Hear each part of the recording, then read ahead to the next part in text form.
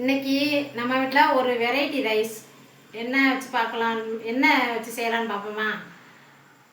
வெள்ளை சுண்டல், சோயா, இது ரெண்டையும் வச்சு ஒரு வெரைட்டி ரைஸ் சூப்பராக இருக்கும். செஞ்சு பார்ப்போமா வாங்க. குக்கரை வச்சு தேவையான அளவு எண்ணெய் விட்டுக்கோங்க. வாசனை இல்லாத எண்ணெய் தான் விடணும், இல்லை கடலாம் கூட விடலாம். விட்டுட்டு 2 ஏலக்காய், 4 கிராம்பு, கொஞ்சம் போல் சோம்பு, ஒரு அன்னாச்சிப்பூ போட்டு நல்லா பொரிஞ்ச பின்னாடி வெங்காயத்தை போட்டுங்க. 2 வெங்காயம், மீடியமான வெங்காயம் 2.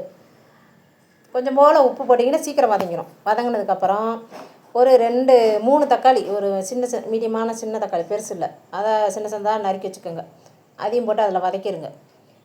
நல்லா வதங்கணும், நல்லா மசிய வதங்கிடணும். இல்லைன்னா தக்காளி முழுசாக கிடக்கும். வதங்கிட்டு இஞ்சி, பூண்டு, 2 பச்சை மிளகா, ரொம்ப காரமெலாம் இருக்காது, அதை அரைச்சி அதையும் போட்டு வதக்கிடணும். வதக்கிட்டு அதுக்கு முன்னாடியே இது அடுப்பு பற்ற வைக்கிறதுக்கு முன்னாடியே அரிசியை நான் ஊற வச்சுட்டேன். கழுவி ஒரு 10 நிமிஷம் ஊறினா தான் நல்லாயிருக்கும் சாப்பாடு. அதை ஊற வச்சுருங்க. இது ஊற வச்ச சுண்டல், வெள்ளை சுண்டல் ஊற வச்சுருக்கோம்ல, நைட்டே ஊற வச்சுட்டேன் நான். ஊற வச்ச சுண்டலை இதோடு சேர்த்துக்கிறணும். சோயா, இதை சமைக்க ஆரம்பிக்கும் போது தான் சோயாவையும் தண்ணியை ஊற்றி ஊற வச்சுருந்தேன். ஒரு 2 கழுவு கழுவி அதையும் புளிஞ்சு எடுத்துக்கோங்க. புளிஞ்சு எடுத்து அதையும் இதோட போட்டுருங்க. போட்டுட்டு ஒரு 1½ ஸ்பூனு மிளகாத்தூள், 1 ஸ்பூனு கரம் மசாலா தூள். நீங்கள் காரம் அதிகமாக வேணும்னு சொன்னால் கூட கொஞ்சம் போட்டுக்கோங்க. இவ்வளவு தான், வேறு மசாலாவே தேவையில்லை. இது போட்டாலே போதும், சூப்பராக இருக்கும் பிரியாணி. வேணும்னா தேங்காய் பால் கூட கொஞ்சம் விட்டுக்கோங்க. ஏன்னா விடலை, உங்களுக்கு வேணும்னா ஒரு அரை முடி தேங்காய் எடுத்து பால் எடுத்து ஊற்றினா இதை விட இன்னும் நல்லா செம்மையாக இருக்கும். விட்டு நல்லா ஒரு கிண்டி கொத்தமல்லி, புதினா தேவையான அளவு போட்டு கிண்டிடுங்க.